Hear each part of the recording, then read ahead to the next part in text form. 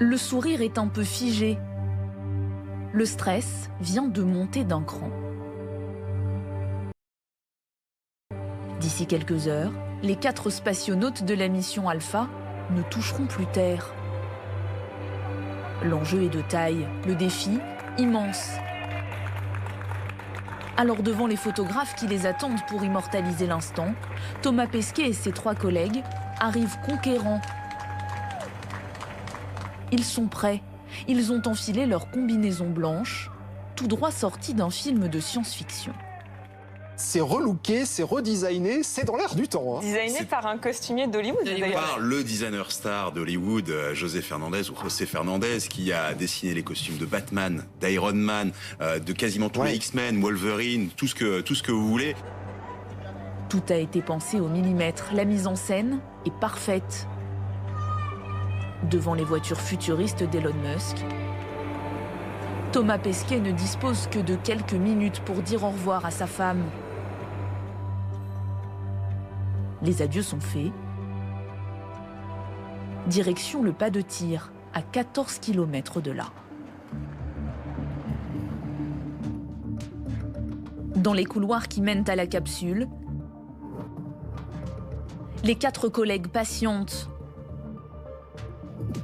Puis un à un, ils s'installent dans leur fauteuil pour un voyage qui va durer 24 heures. Il est 9h42. Avec un peu d'avance, la porte de la capsule SpaceX est verrouillée. À l'intérieur de leur cockpit, les 4 spationautes effectuent les derniers tests de communication avec la salle de contrôle de la NASA. La passerelle se rétracte. 11h49 précisément, tous les regards sont braqués vers la fusée, prête à décoller. 4, 3, 2, 1, 0. Mission and liftoff. Godspeed, Endeavour and Crew 2. Copy, 1 Alpha. Endeavour launches once again. 4 astronauts from Comme une boule de feu, la navette s'élance à plus de 7000 km/h. Au bout de quelques minutes, comme prévu, le premier étage de la fusée se détache. La capsule, elle, continue sa course. Thomas Pesquet et ses collègues japonais et américains sont en orbite, avec une vue imprenable sur la Terre. À l'intérieur de leur cabine, leur mascotte, ce petit pingouin en peluche, se met à flotter. La mission peut commencer. Thank you very much. We're great. It's glad to be back in space for all of us, and we'll send our regards to Crew 1 when we get there. Thanks.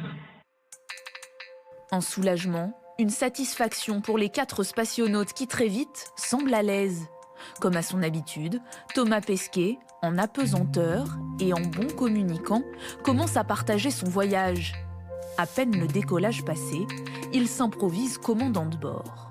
I'm Thomas, Mission Special Hub, your tour guide today in the Crew Dragon Endeavour capsule. Thanks for flying with us. Welcome on board. Un moyen de garder un lien permanent avec la Terre, même une fois qu'il sera arrivé au sein de la Station Spatiale Internationale, un endroit que le Français connaît bien puisqu'il y a 5 ans, il y avait déjà passé 6 mois. Alors forcément, à quelques jours du départ, il se préparait déjà à dresser la liste des différences entre ces 2 missions. Le deuxième séjour, il est plus difficile que le premier. Physiquement, peut-être pas, parce que j'ai l'impression d'être dans la meilleure forme de ma vie en ce moment, même si je suis un peu plus vieux, évidemment quelques années en plus que la dernière fois. Mais par contre, mentalement, oui, c'est plus difficile. C'est plus difficile parce que on sait à quoi on s'expose. En fait, la première fois, on part à l'aventure. On sait que ça va être difficile parce qu'on vous l'a dit, parce qu'on l'imagine, parce qu'on est capable de le comprendre. Mais la deuxième fois, on sait exactement à quoi on s'expose. Hein. Quand on a déjà couru un marathon, on sait que ça va faire mal. Là, c'est exactement la même chose. Pendant 6 mois, avec ses acolytes, ils vont vivre ensemble dans leur bulle, prendre un peu de hauteur en pleine période de pandémie.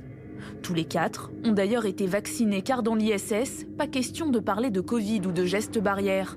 Dans cet immense laboratoire, ils seront en perpétuelle interaction, au travail, pour mener des expériences impossibles à réaliser sur Terre du fait de la gravité, notamment sur le vieillissement des cellules souches du cerveau, afin de mieux comprendre les pathologies comme la maladie d'Alzheimer. Mais entre 2 études, le Français a promis de nous envoyer plusieurs cartes postales et de nous faire rêver, de rendre accessible à tous son voyage spatial.